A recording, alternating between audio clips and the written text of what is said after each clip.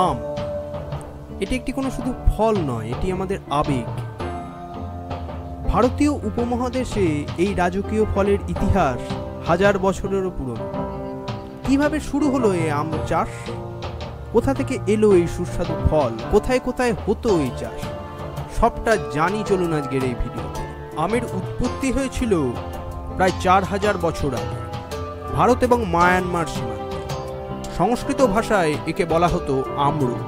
প্রাচীন ভারতীয় ধর্মগ্রন্থ ও মহাকাব্যে আমের উল্লেখ পাওয়া যায়। বৌদ্ধ ধর্মপ্রচারকরা আম গাছ লাগাতেন কারণ তারা বিশ্বাস করতেন আম গাছ শান্তি ও জ্ঞানের প্রতীক। গুপ্ত সাম্রাজ্যের সময় রাজদরবারে আম ছিল এক রাজকীয় ফল।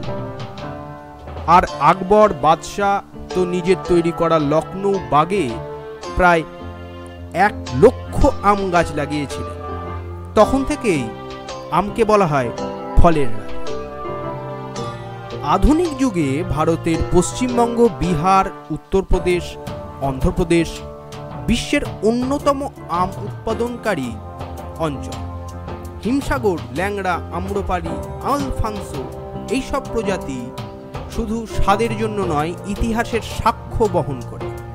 তাই আগামীবার যখন একটা পাকা আম আপনি খাচ্ছেন, মনে রাখবেন আপনি শুধু একটা ফল নয়, হাজার বছরের ঐতিহ্য ও সংস্কৃতির স্বাদ নিচ্ছেন।